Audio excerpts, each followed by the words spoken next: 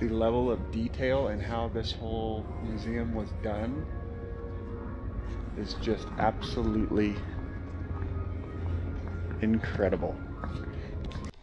So we're here at the National Museum of Military Vehicles in Wyoming, and this was, we're in the middle of the trip of driving my new wrecker home.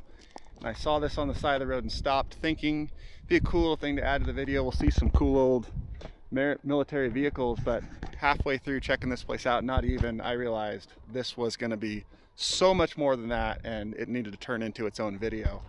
I'm already like done with all this, so I'm filming this intro after, because of course I didn't film before because I didn't realize what I was getting into and how incredible this was about to be. But it's so much more than I thought it was going to be.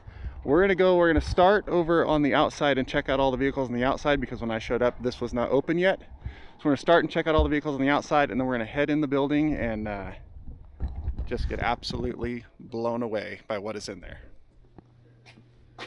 Dang it. They don't open for like another hour and a half. But this is like just in the absolute middle of nowhere, and there's this crazy big facility.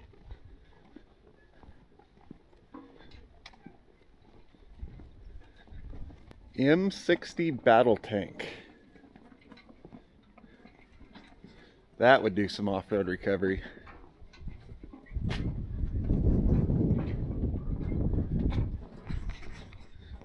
I mean, nobody is here and the gate was open, so I'm assuming I can walk around and look at what's on the outside until somebody tells me no.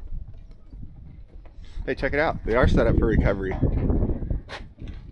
They got their cable slings ready to go.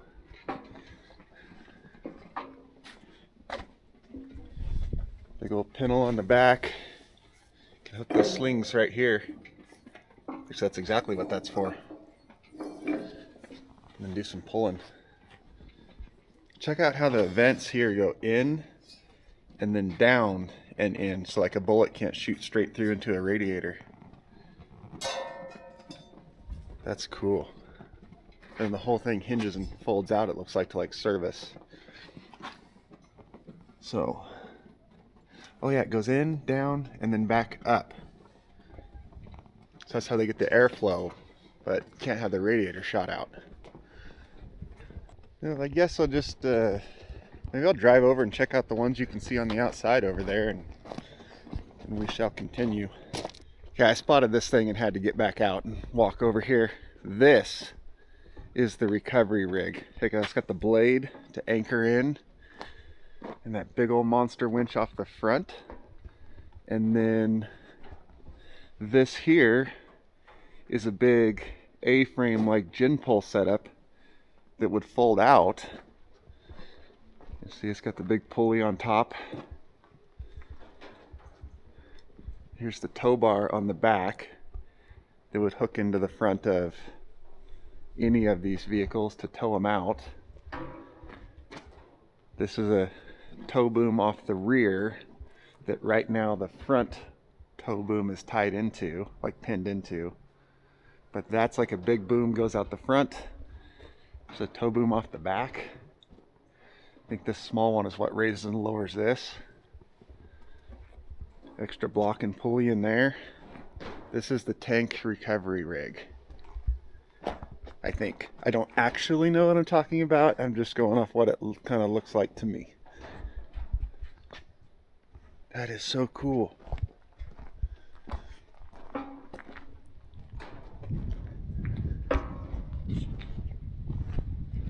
This one here almost looks amphibious. I could be completely wrong, but it looks that way. All sealed up. Everything's out the top as far as like the exhaust and stuff. Spare bogey wheels. Yep, amphibious. It's got a propeller on the back. That one just looks cool.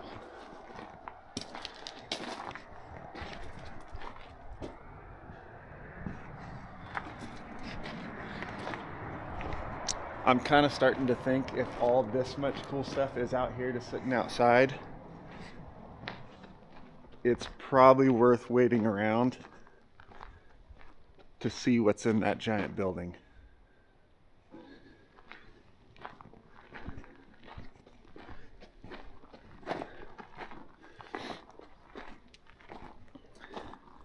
Oh, yes.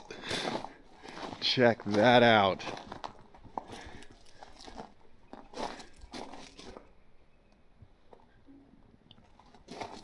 Oh yeah, we're waiting. My trip just got a lot longer. Wow. Look at this thing. It's an old Dodge, like obviously slightly newer than my old Dodge, but I wonder what year this is.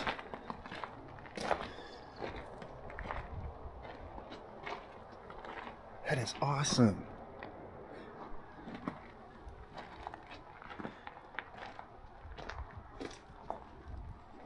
Mini tank.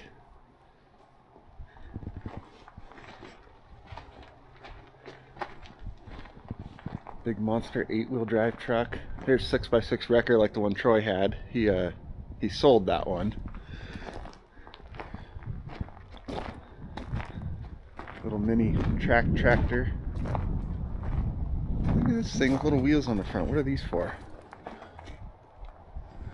6-wheel drive. Check this out. It's like an independent leaf spring suspension.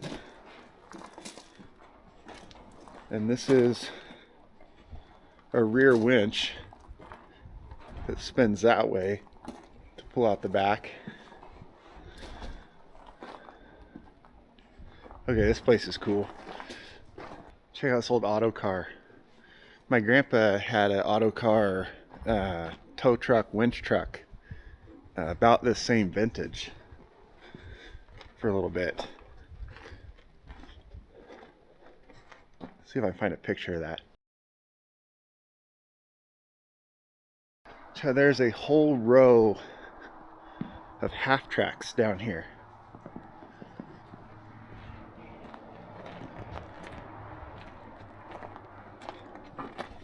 And another little mini tank. Tiger. I know that because it says Tiger.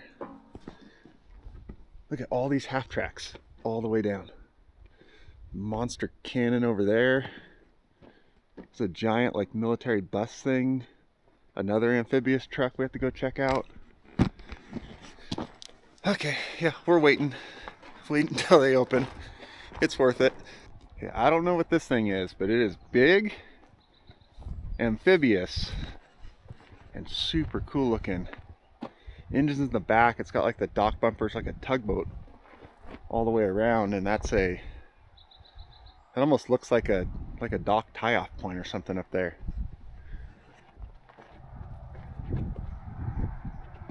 I don't know.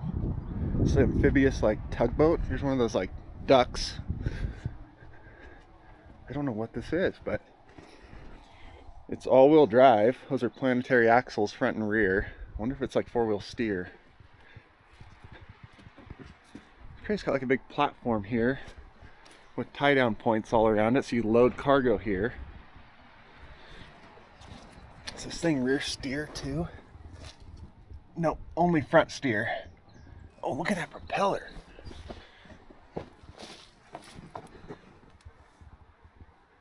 It's got a big old propeller on it.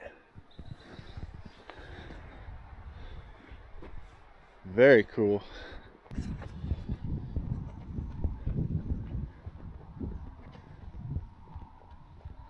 That thing is wide. And check out the bus. That four-wheel drive. I don't even know what type this is. There's a fire truck. There's the hose reels on the back. Fifth wheel tractor. Oh, check this one out. Winch on the front. Big ugly. Whoa, look at the tracks. Panel hitch way up there on the front. I bet this is amphibious too, and those are like pontoon floats on the side. And that folds down. Oh, look at the gun barrel.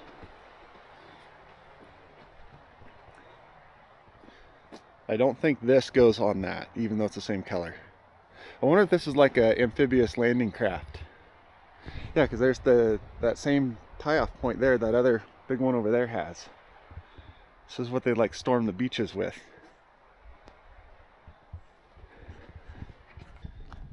There's a jet here. I have no idea what type this is.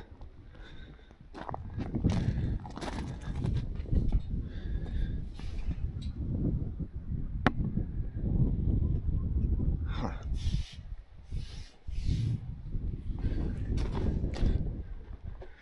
Another amphibious one over there.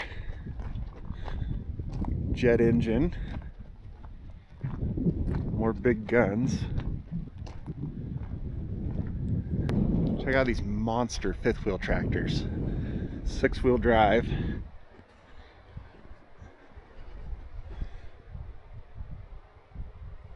What is that? That's a 1, 2, 3, 4, 5, 6. That's a V12 gasoline engine. Gunner hatch up there. 2 big winches on the back. Oh, it's chain drive. Look at that. Big old huge fifth wheel. Yeah, look at these things. Big old winches. Imagine standing here. Here's your throttle pedal. And pulling on these here, staring down those big old huge winch cables while you do it. There's the clutch to free spool the winch. That is wild.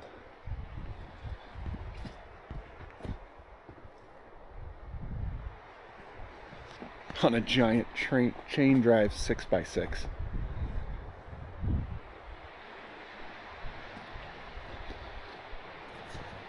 Here's another recovery tank. Back's open on this one. Look at the seats in there. Can you imagine riding in this? With those tiny little viewports up there to look out of?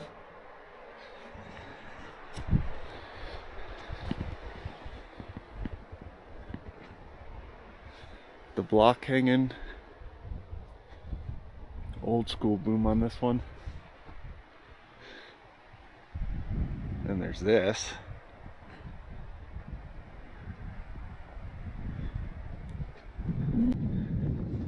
This is, I believe, the M1000 transport trailer, like hauling tanks and stuff. It is the transport 52.5 ton. Doesn't have the model number. I think it's an M1000. Or this is the previous model maybe, because on the M1000 all the axles will steer and I think go up and down too. This doesn't look like it does that, so this might be the previous model. This here, much older, and if you look, it has these giant winch rollers on the front. That one's the same. I would bet, I could be completely wrong, I would bet those two trailers go with those 2 big chain drive 6x6 winch trucks up there for winching dead tanks and stuff up onto. This one has winch rollers up here that are offset to the sides, but I know those go with those newer trucks like that 8-wheel drive big one we saw under the building over there. These are the guides, so that keeps the tracks in line and not slide off the side. But yeah, this is not the steerable axle one, so I don't think this is an M1000. Yeah, I would bet these 2 trailers here go with those big chain drive trucks that we can winch the stuff on. Look at the ramps over the tires there.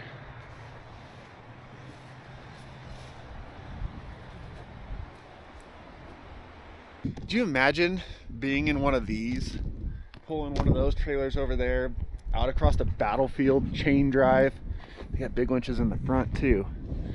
heading out to go recover a blown up or broke down tank, winch it on the trailer, and then drag it out of the battlefield. It is wild. Absolutely wild. Okay, now we're gonna sit here and we're gonna wait until that building opens up. This is the National Museum of Military Vehicles, and I have no idea where we are because it's just out in the middle of nowhere, and I don't have any phone service to see like what's nearby, but I know we're probably a couple hours east of Jackson, Wyoming, like that area. I don't think there's much else here as far as like town wise. I think this is pretty much it. Well, I know where we're gonna start.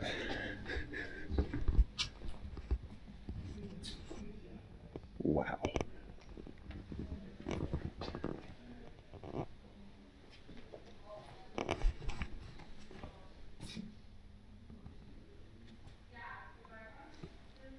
Check out the whole timeline of the history. The years, the guns, the history as it goes through time. The advancements that were made.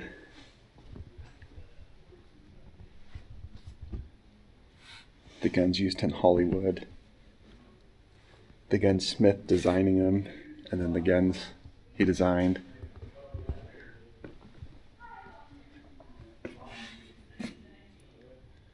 Absolutely incredible.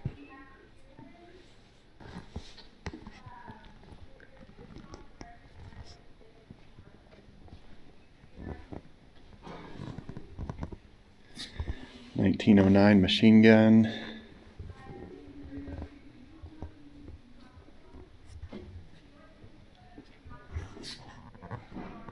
And dear YouTube, this is for historical purposes, so don't demonetize me and cancel my channel because I showed guns.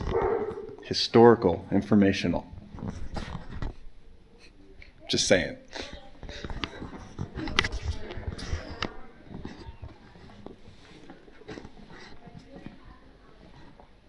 Oh.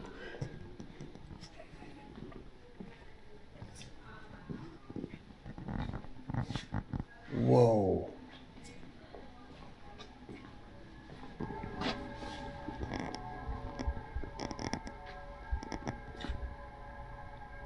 This place is absolutely amazing. These are all the amphibious ones.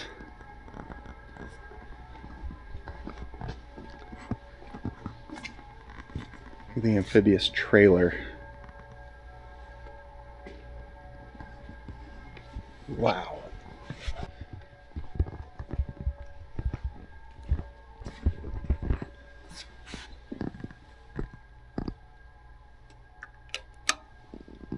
Well,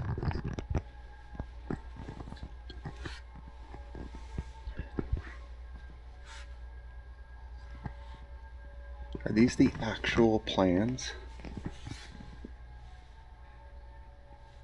Neptune invasion. I think these are the real actual plans for the D-Day invasion. They are. Planning documents were intended to be disposable with low quality ink and paper to ensure that these irreplaceable plans survive. Light levels are strictly controlled. That's why it's only this very soft light, temporary, and in a dark room. So those are the real actual D-Day invasion plans.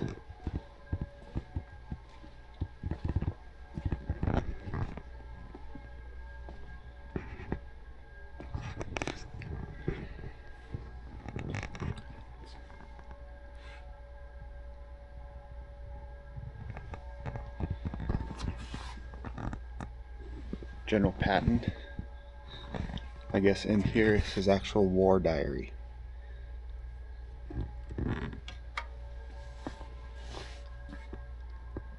The real thing.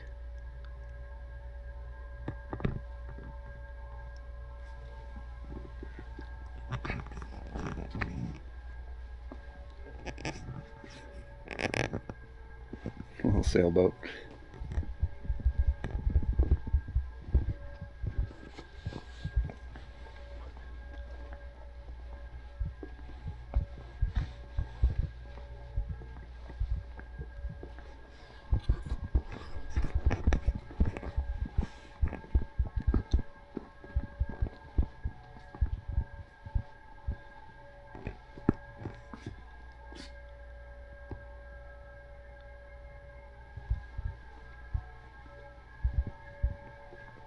Yeah, this is that one we saw outside, that big ugly with those giant tall tracks, was amphibious landing craft.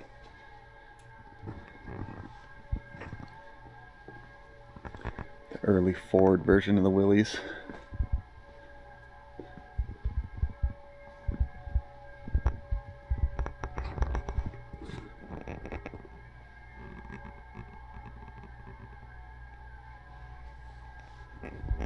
What a place. So here we go from Normandy around the corner to North Africa.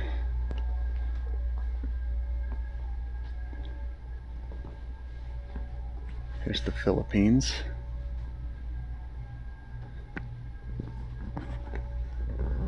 This thing loaded down. Imagine going into battle in this.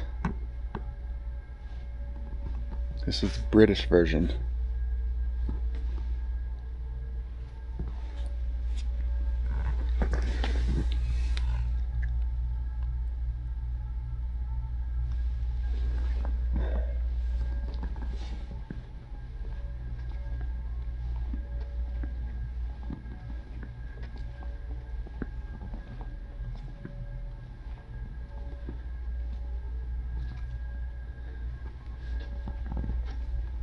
Look at that thing.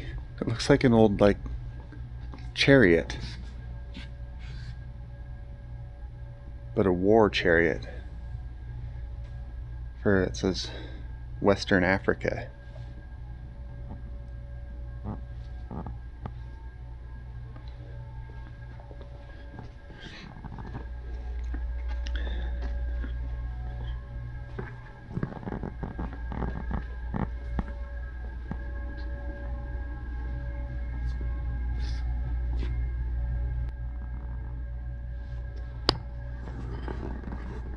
If you are anywhere near wherever this place is, you have to come here. I don't think that this camera will not show how incredible all this is. I wonder what these rollers on the front are for.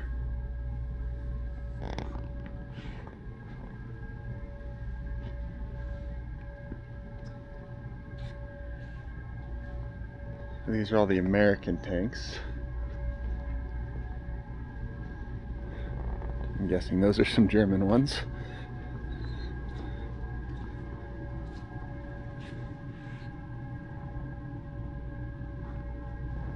Wow.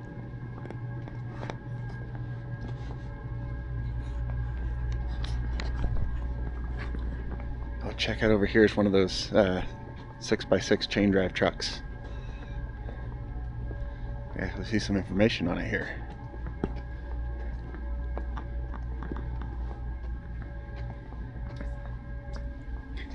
The M26 tractor truck, 12-ton 6x6. The U.S. military saw the need for a system to recover disabled armored vehicles from the battlefield. The result was the M26. Pacific Car and Foundry, paired with the M15 trailer, which I'm guessing is those other two we saw out there on the end of the line. The M26 became the M25 tank transport, aka the Dragon Wagon.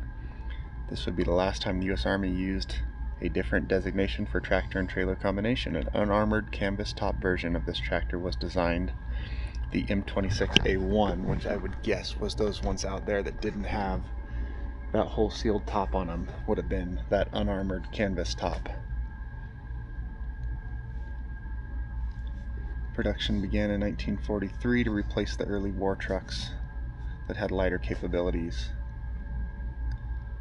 M26 was able to recover and haul armored vehicles as they increased in weight throughout the war. The M26 was equipped with a front winch of 16-ton capacity and two rear winches with a capacity of 27 tons each. 7 one driver and 6 crew. 25 feet long, 10 foot 11 inches wide. Loaded weight of 103,000 pounds. Max speed of 28 miles an hour. And only a range of 120 miles. So 120 gallon fuel capacity, 120 mile range. This thing gets 1 mile per gallon.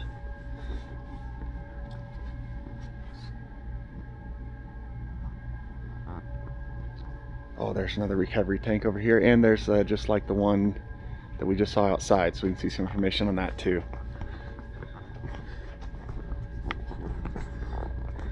This one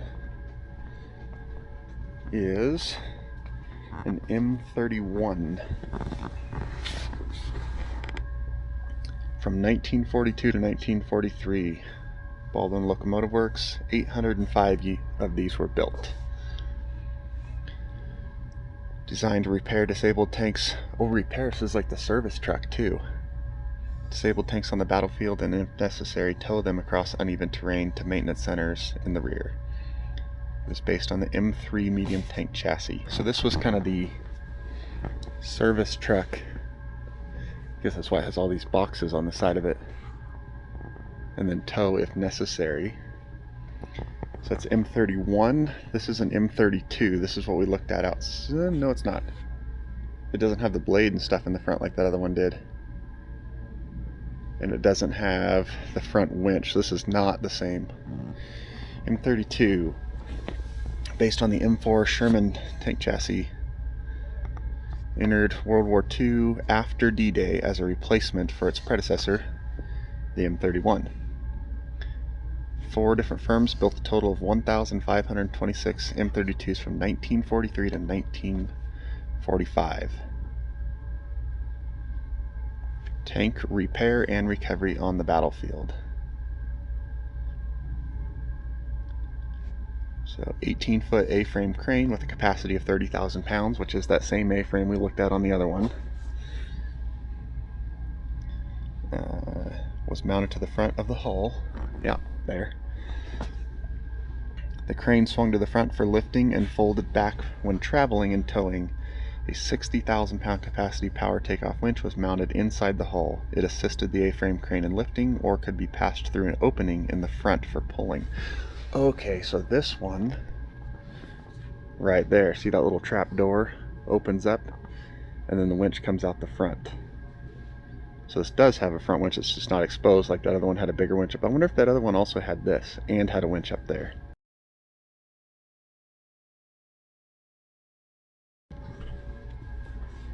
Spare track sections, oxygen tank right out in the side in the wide open, and then the acetylene tank, you can see the top of it right there. Yeah, that definitely wasn't a target for people to shoot at. Cadillac engine, 346 cubic inches and generated 110 horsepower. Cadillac V8, 110 horsepower, powering things like this across the battlefield.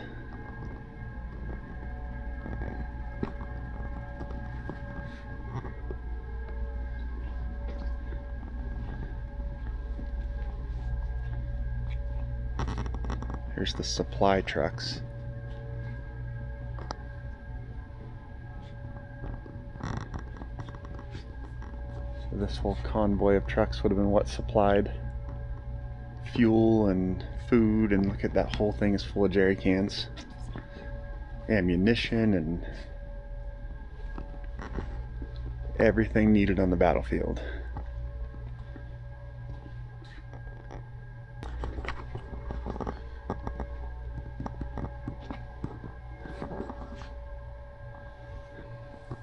All those bottom boxes are 45 caliber.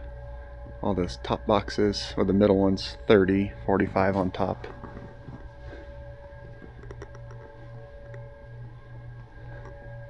It's so cool how they have the supply convoy all lined up. And then every truck in here, every tank, every piece of equipment has the spec sheet. So you can see all the specs on it, the history of it, when it was manufactured, how many were manufactured when. This one here, like it says, there's like information about it. This one says that later in the war, a lot of these trucks had open cabs because they were trying to conserve the steel. So they were running low. Big old recovery truck here. Outriggers drop down from the back, pin down, big drag winch there, and then boom winch up top. That actually looks like it Is that hinged? I think that is hinged in the middle, so you can unpin these brace arms and swing that boom side to side. There's another one up there. I don't know if this is fuel truck or fire truck. Either way, it's called Leroy. Air compressor truck. I was completely wrong on all of it.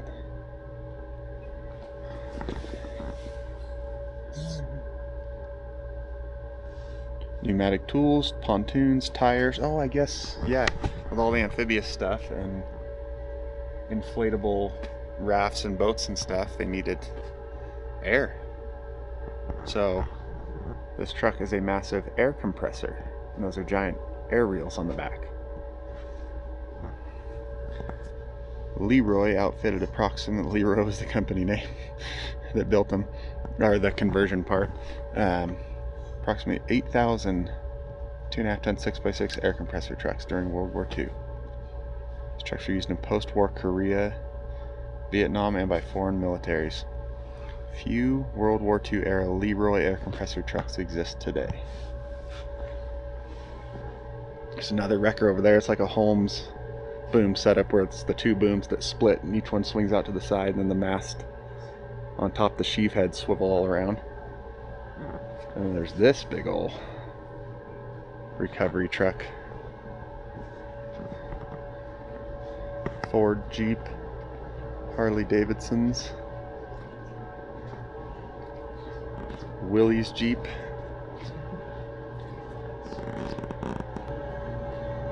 command post. They get your apples in.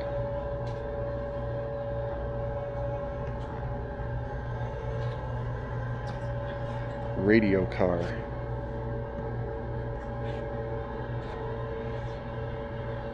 Battle of the Bulge. It is really cool how they have all these kind of organized by where they were used, when, so the vehicles that were used together are together in the different battles that happened. So this is Battle of the Bulge and the vehicles that were used in that. Looks really cold. December 16th, 1944.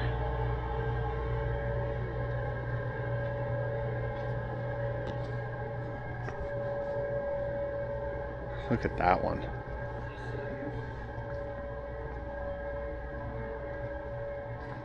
That's that same amphibious chassis as that other one we looked at, but not. The other one was like a landing craft with like the fold down ramp on the back for people and stuff. This one looks more like a battle tank version. Oh, this is Iwo Jima. That's what these ones are for. Armored variant. Yep, the LTV-4 was an armored variant of the landing vehicle tracked vehicles that included the turret, M8 howitzer mortar carriage, armed with 75mm M3 howitzers. 68 of these LVT A4s carried the entire first assault wave to Iwo Jima.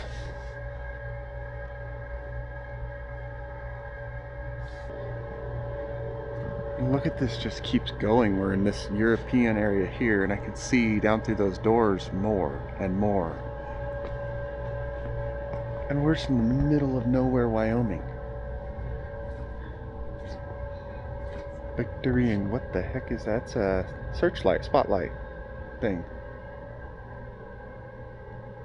So we've gone into Europe in 1945.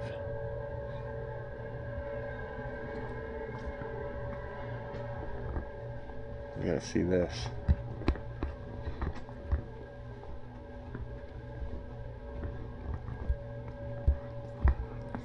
The German 150 centimeter searchlight and generator. So that would be the generator that powers the light. 5-mile range at up to 16,500 feet. It was aimed using mounted binoculars. So somewhere on this is a pair of binoculars that you looked through to aim it. Searchlights were key to Germany's air defense network during World War II, helping flak anti-aircraft batteries. At night, fighters protect German-held territory. More effectively, in the first 9 months of 1941, night fighters shot down 325 bombers with the help of searchlights. So they used these to find planes up in the air. At night, obviously. Had a range of about 5 miles at a height of 16,500 feet. 24 kilowatt generator, which is powered by an 8-cylinder internal combustion engine. Over 7,000 searchlights, many guarding Berlin.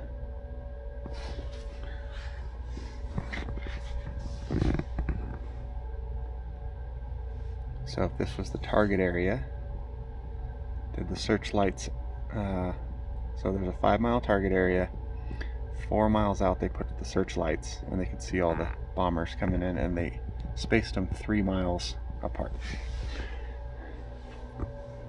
And then this is the gun paired up with them, the 8.8 flak. It took 10 people to run it, weighs 18,000 pounds, could shoot 11,000 yards vertical and 16,000 yards across the ground, 15 rounds a minute.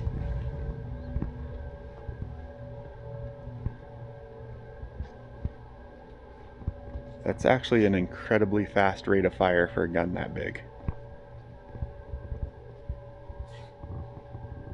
Check out the tracked motorcycle. With a trailer?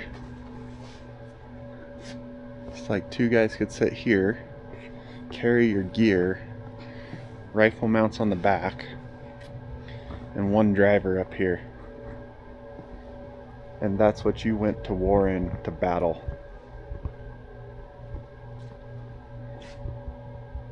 Unbelievable how just tough the previous generation of people were.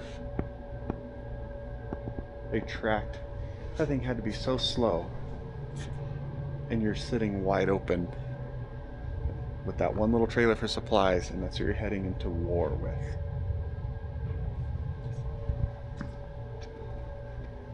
A whole different type of people back then. Okay, so we're leaving Europe, and I don't know where we're going now. Battleships. So we're heading out across the oceans. This will be one of the guns on the deck, and all the ammo stored around it on the other side, obviously. Got protective barriers.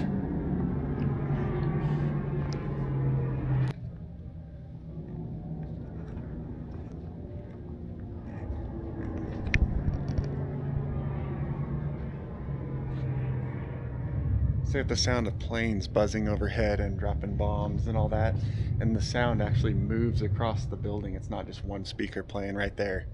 It like really got me at first. Like I was like,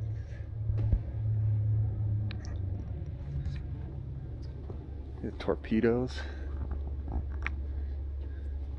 Cool. Here's like that Dodge car we saw outside. Here's what it is.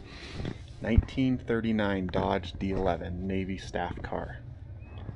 This looks like the same one that's sitting out there, but that one's like army green. It's maybe Navy, Army. But my Dodge is a 30. This is 30. These are 39s. 39 was Dodge's 25th birthday. And to celebrate it, Dodge released the luxury liner. So my Dodge is the Dodge Deluxe. This is the luxury liner. Featuring almost a quarter more windshield glass to improve visibility. Floor shift moved to the column to increase passenger space.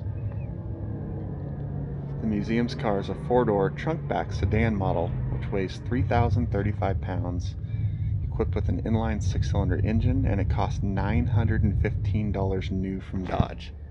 Their luxury high-end version, $915.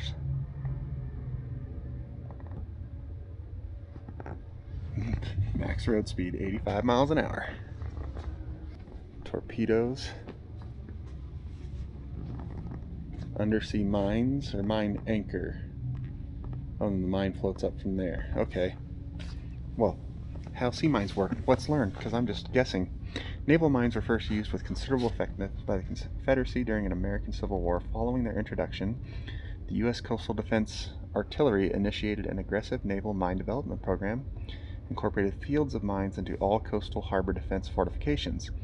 Sea mines were used widely during the Sino-Japanese War of 1904, World War I, and World War II.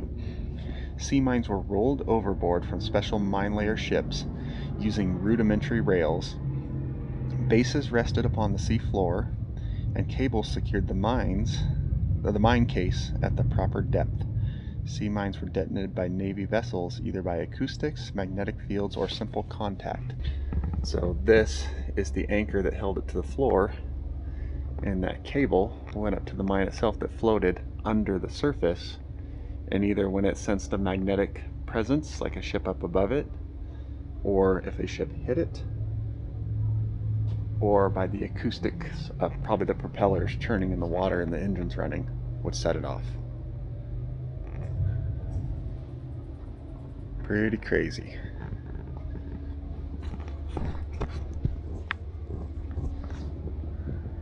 Largest artillery ever built. Yeah, that's big. The German railway gun.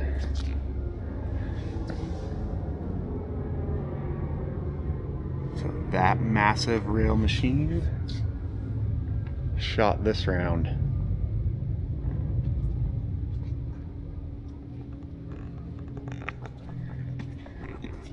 "13 feet 9 inches long, 31 inches in diameter, 15,400 pounds, with 1,534 pounds of explosive charge, and had a range of 29 miles. So that wasn't just a bullet, it was an explosive round. 1,500 pounds of explosives packed into it. I think that's what that means. Or maybe that means that's 1,500 pounds of propellant in the cartridge. I don't know.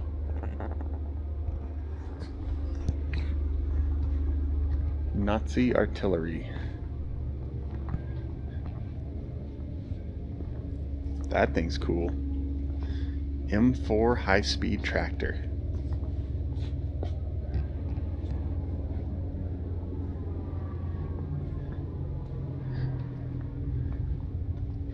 Oh, we're heading to Japan now.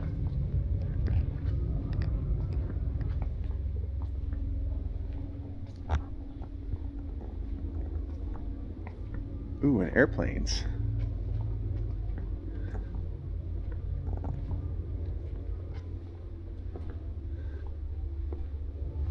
The Hinkel. That's German. Okay, so we weren't in Japan for very long. And we made it back to Germany. Are those all little rockets in the front of that thing? What is this? Experimental rocket airplane. The German secret weapon. In the summer of 1944, Germany initiated development of a secret weapon, the Natter, which is viper or snake. Constructed mostly out of wood, it was inexpensive and easily built by any carpenter. It was intended to boost rapidly to intercept a flight of Allied bombers and attack with its 24 air-to-air missiles fired from the nose. Okay. Then the pilot and aircraft were recovered by separate parachutes. Note the absence of any landing gear. So, you got in this. Oh, I see. There's the rockets. Oh, no way. Look at this. So, it was on a straight up freaking rocket platform. You got launched with those rockets on the back, straight up into the sky. You flew after enemy aircraft, tried to shoot them down with 24 little missiles in the front of your nose that your feet are right up against, and then you bail out and parachute back to the ground. Yeah, look. shoot off with rockets, chasing down bombers, fire all your missiles at them, and then you bail out and float back to the ground. It's single-manned test flight. Luftwaffe pilot Lothar Seiber died when the canopy unexpectedly separated from the aircraft. Oh no. The war ended before another test flight could be made. This is a full-size replica incorporating original Natter instruments. So they came up with this whole idea. Put a dude in it, tried it. It killed him, and then they went like, maybe not a good idea. Yeah, maybe not. Uh-oh. This is where we get demonetized. Okay, lots of pictures of very not nice things that were done in there. Alright, so now we've made this big loop and we go through those double doors, and I was told there's a restroom for break, water fountains, kind of a regroup spot, and then we're halfway through.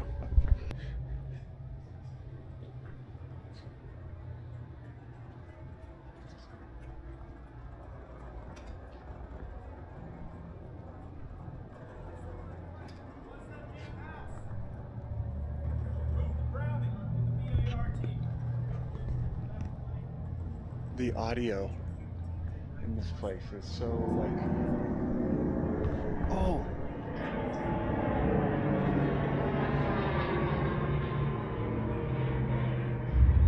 I saw the planes go by in the roof and it sounded like they went by.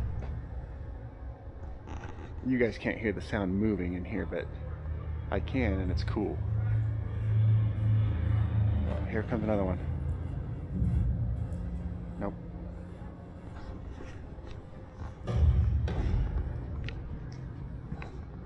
Check this little car out.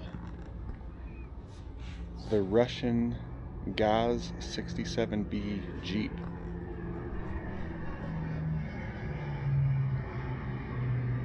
There's the planes. I can hear them. Alright, we're heading into South Korea.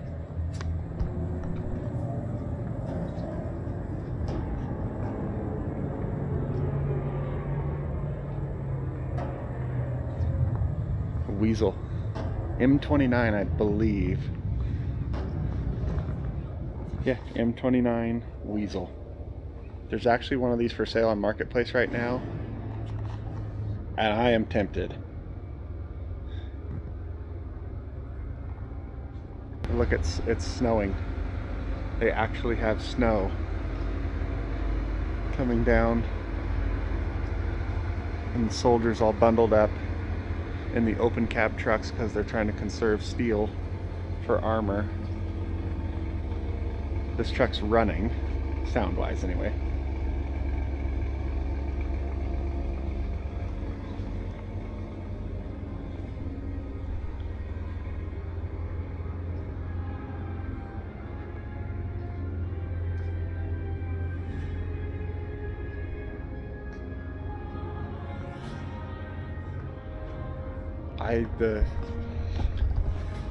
The sounds changing as you go through time and from location to location and moving, like you hear someone running like in battle and calling out to the others, and you hear them running across over there and moving. The level of detail and how this whole museum was done is just absolutely incredible. Turn the wheel to explore the timeline. Oh, so we can go all the way back, Korea divided, and then the date changes, and you can see the battle coming down. Oop, going too far. Perimeter established. UN breaks out. Seoul captured. The UN crosses the 38th parallel.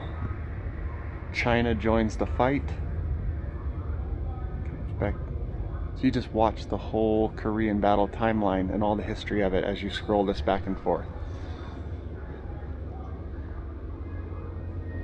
while you're listening to sounds from it and hear it going on around you.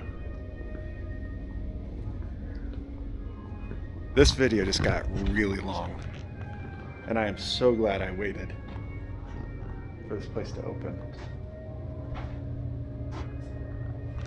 All right, let's see where we're heading next. Vietnam. Oh.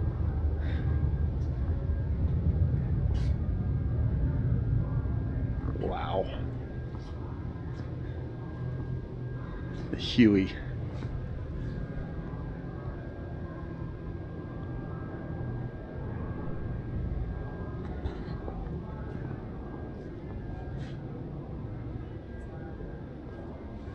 Fire department. Look at this tracked rocket launcher. Air Force rescue truck.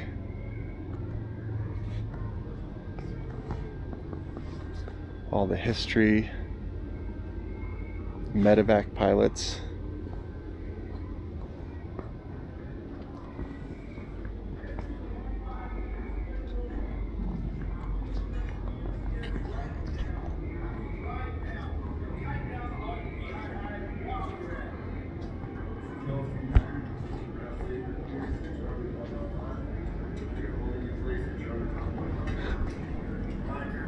Says lead poison on that gun.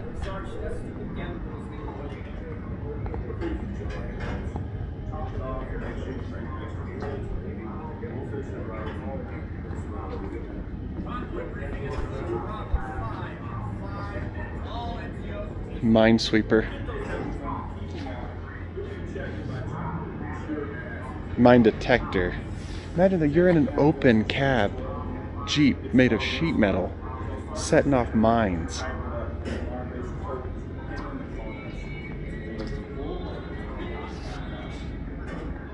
That's insane.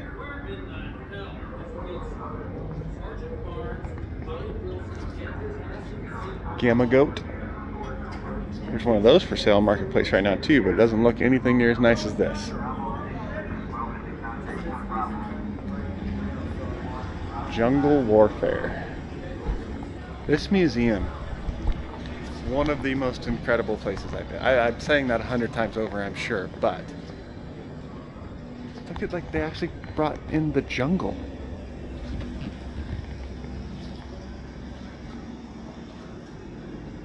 Surprising encounters. Walk through, get surprised. Okay.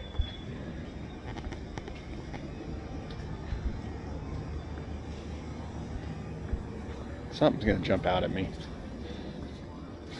Tunnels and traps.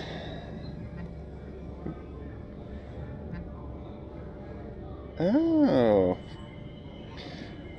Developed to fight the French, a tunnel network supports VC and NBA strategy. It provides cover, shelter, and protection. Oh, see, I didn't even see that there, but you press the button. And there's a dude popping up out of the ground. Here, little twig trap. Tripwire. Where's tripwire? Oh, I didn't even see that. Right there.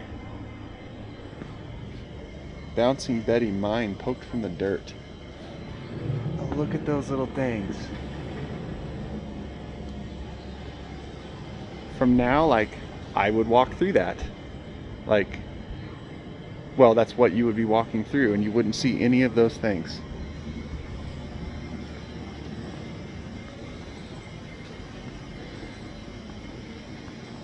There's another one over here. Let's see what we got. The abandoned bunker. Well camouflaged small bunker, barely large enough for a single Viet Cong or NVA fighter. Oh, you're in that little spot right there. Oh, There's a flag. Girls build traps. Oh, whoa, whoa. Back up. Do you see what that is? So that's a piece of bamboo curved around and sprung back and tied back there to a string with spikes on it that will whip around and nail someone standing right where I am. So that string goes down to that little chingadera right there, and then a little tiny string comes across the trail right here. So when you step through that, this whips out and stabs you. Oh, and then there's the punji pit, all the spikes in the ground that you fall in that they like defecate on and put all kinds of stuff on so that it becomes an infected wound, and the infection kills you slowly because war is a rough thing. Ho Chi Minh Trail. Much of the supply network consists of narrow, unpaved trails. These paths are invisible from the air and quickly repaired after bombings. Oop, got a snake there.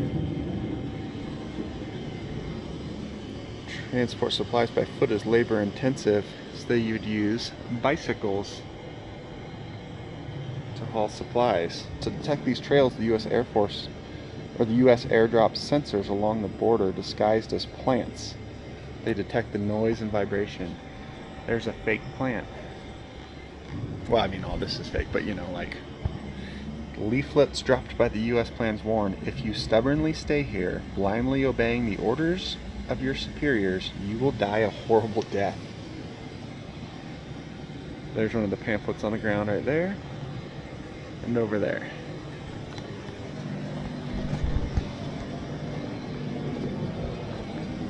I don't even know what to say. It's a wild, wild place. The M113.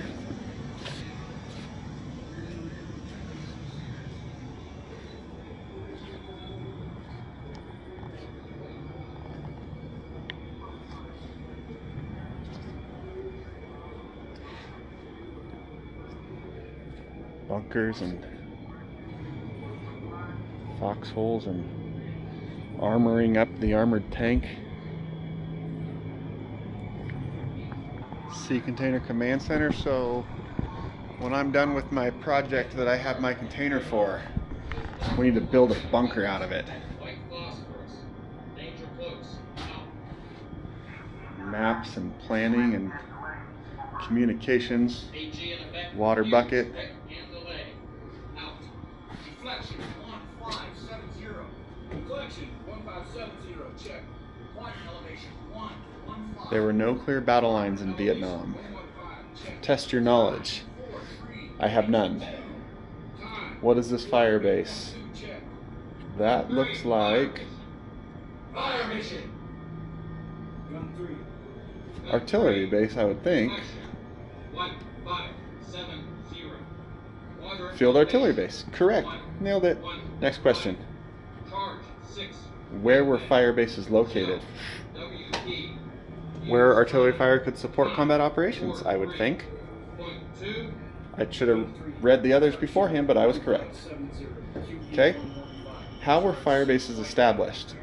Landed from amphibious vehicles, dropped from airplanes using parachutes, carrying out a ground or helicopter assault. Well,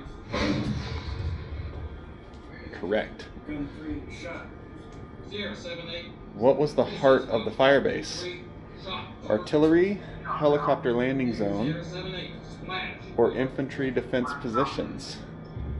Well, here's a map.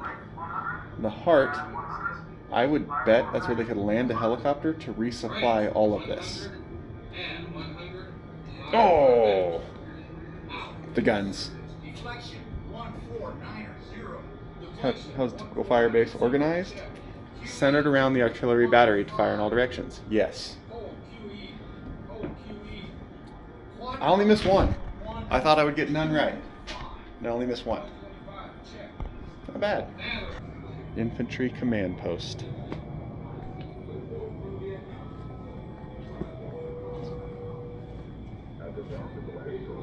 Let's go inside.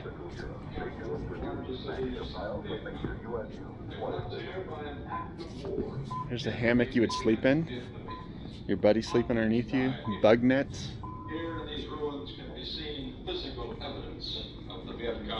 Living room war.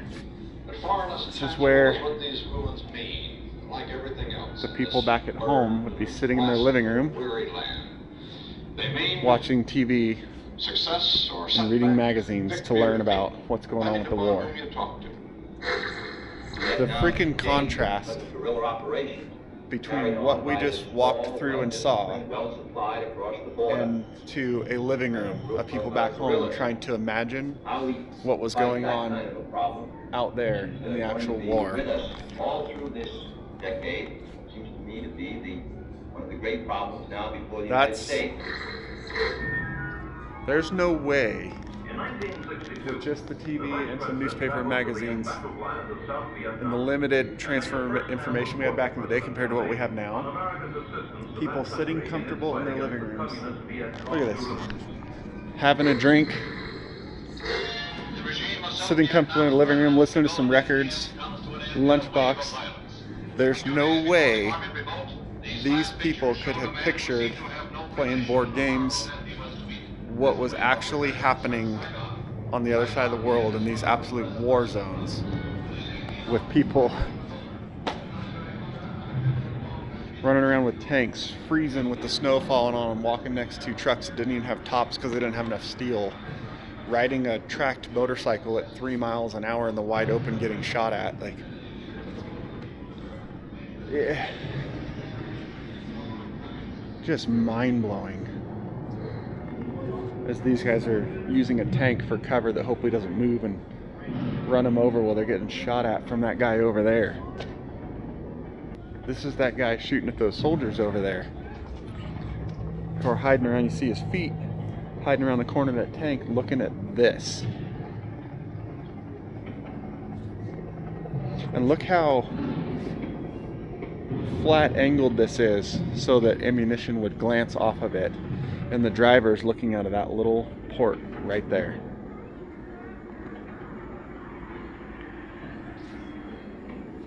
And then look at even the exhaust coming back is shielded on the front side so that shots coming in don't take it out. The size of the hinges. Oh, these guns are fired from outside. So you'd have to open this up, get out, and be loading and firing all these guns from behind your tank. Oh, so this is like you would stage this up, and this is your basically like barricade, and then you get out and hide behind it and get your ammunition out, load and fire from back here. There's probably a guy in the turret here aiming, and you're out here loading and firing, hiding behind this wedge-shaped thing that's glancing off all the firing coming at you, glancing it off around you. M50 tank destroyer. So those guys are hiding behind the tank while they're getting shot at by the tank destroyer. The Ontos would speed out in front of the tanks using tracer rounds from its spotting rifle to zero. So here's the spotter rifle on each side. This one right here, and there's one over there. It would shoot tracer rounds out of that to zero in, then fire one or more of its guns, and then speed in reverse to safety. Its 6 big guns knocked down even thick walls completely or blew big holes in them. In time, the enemy was seen to flee as soon as the Onto spotting rifle was fired. The tactics worked by destroying everything in the Marines' path. So you would probably load all these, load them all up. This thing hauls ass out across, then uses these rifles here that are basically bore-sighted on the big ones with tracer rounds to aim, and then you fire off all the big guns, probably jump out, fire off all the big guns, jump back in, haul ass in reverse, which how did they see where they were going? haul ass in reverse back to hide, reload, go back in. That's insane.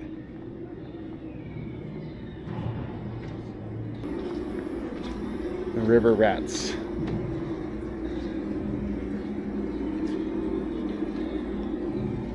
These are the guys that went up and down the river getting shot at the whole way. A guy I know back in Northern California, I became pretty good friends with, this is what he did. He was on one of these boats going up and down the rivers and the deltas, getting shot at and shooting back. And you're in the wide open in the middle of the river. Everything on each side of you can be people hiding to take you out, and they just went for it. Like I said, a vastly different type of people back then to do what they did in the equipment that they did it in. I'd say life on the boat was kind of crowded for the most part. Originally, when I got there, we had a 4-member crew. Then we picked up a Vietnamese for training, which made 5 people. We slept, ate, done everything right on the boat.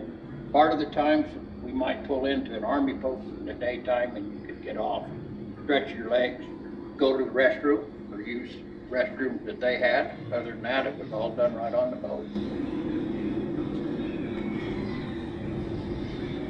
They lived on the boats, that many people.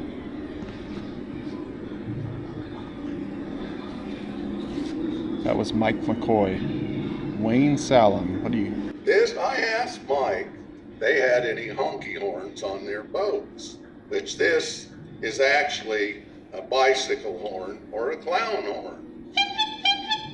Well, we had one on our boat.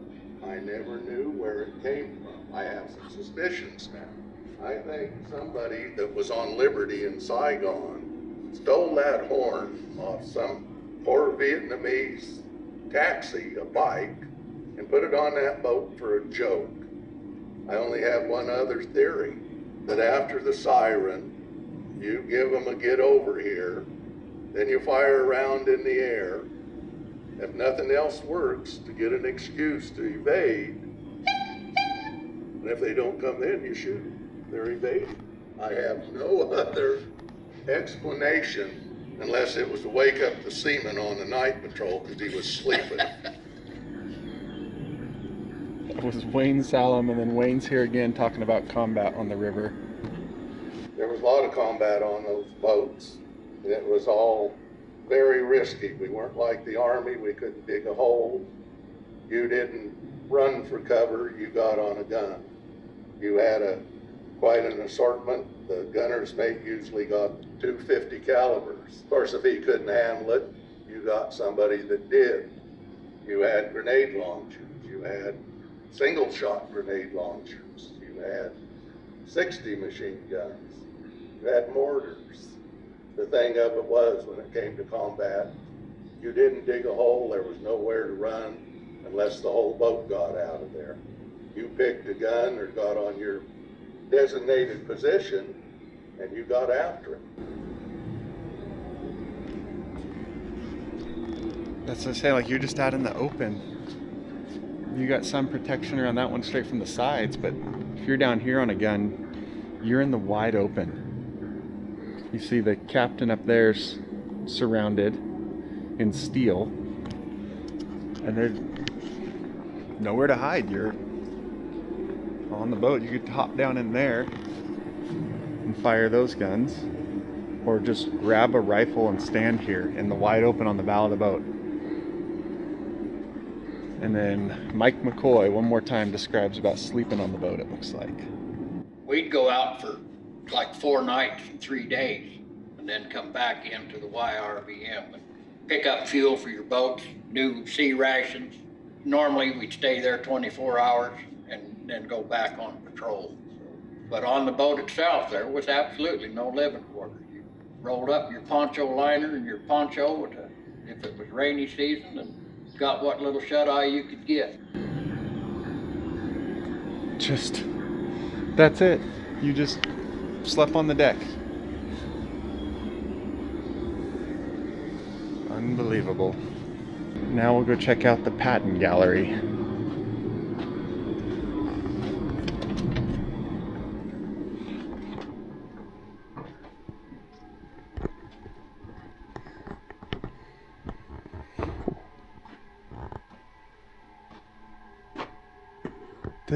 This whole place just blows me away. And now it's going to go through the history timeline. What's this car? Model 30 to 35 Dodge. What do you know? John and Horace Dodge established the Dodge Brothers Motor Company near Detroit, Michigan in 1913.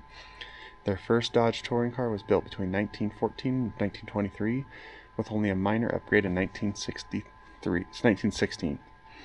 The wheelbase was lengthened by 4 inches. This particular car here was manufactured in 1921 and is identical to the 3 1916 Dodge touring cars used by General Patton. So this is the 1921. The difference, or the advancement from this 1921 to my 1930 to that 1930, I believe it was a 39 we saw in there and outside, wildly different cars. So just in that little bit of time frame, they advanced so rapidly. I need one of these to go out with the T-bums, because I am a Dodge guy. I do like my Dodges, as you know by the fact that I just flew to Wyoming to buy a Dodge wrecker, because I like Dodges. Have my old Dodge car. Having an old original type Dodge like this and go out and do T-bum adventures with would be really cool. Okay, I know what I'm searching for in Marketplace now. Maybe I'll find one and tow it home with my new tow truck. Can you imagine sitting in that seat, driving with these 2 levers and some pedals, and you got some dude sitting in a swing behind you with his knees in the back of your shoulders, firing the gun up here, and you've got all this steel closed up with no air conditioning, no ventilation, unless you open it all, and then you're getting shot at. Look at the hook is this way, so they can pick it up probably with a helicopter or something, or a crane on and off of ships. Why has it got a little scorpion tail back here? Look at the ambulance. I didn't even notice this. Sold Ford Model T 1917 Model T ambulance.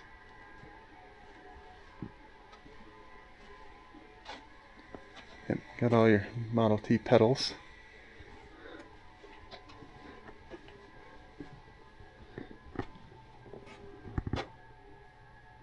That's all you got.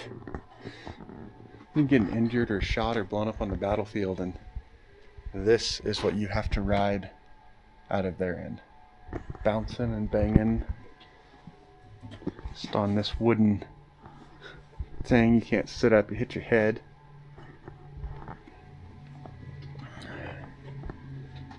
They did not have it easy. Spotlight on this thing. Class B truck.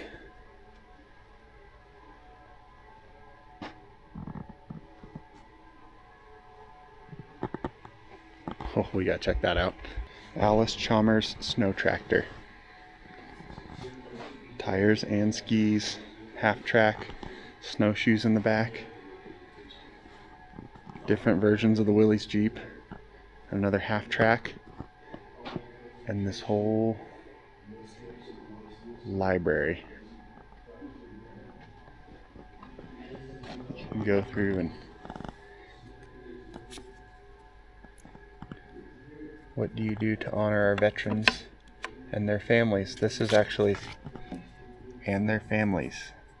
A lot of people talk about the veterans, not many talk about the families and what they went through, either with their family member not home or not making it back or anything like that.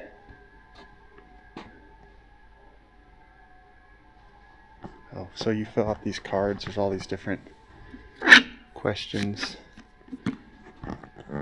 and then you put them up here in this giant American flag.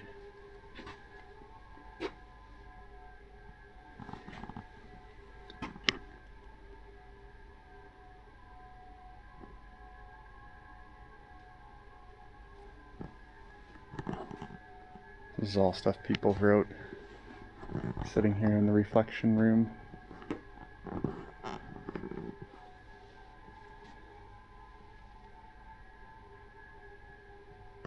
Very cool. Very, very cool. Then you walk out of the reflection room, you're quiet, just thinking about all this, and walk around the corner, and mortars. Back to war.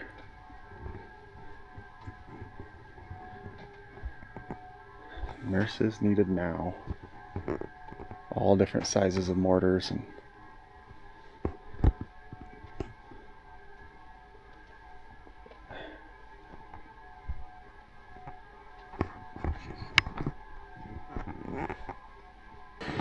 so these are actual real historic flags. 741st Tank Battalion. And on the other side, 13th Regiment of the U.S. Cavalry. Look at, they're in this climate controlled box to be preserved. So I walked in right when they opened, like literally they came in and unlocked the doors and I went in. So I was sitting in my truck for like over an hour out there waiting, and that was at 9:30, something like that. And when I took, the lady told me the canteen here, the cafeteria opens at 11. If I get hungry, and I'm like, oh, I'm not still going to be here at 11. No way. Not even close to done yet. Okay, so we're back out here where we started at the Veterans Pavilion, and I cannot convey on video how incredible this whole facility is. If you are in any way interested in military history, vehicles of any kind, you have to come to this place.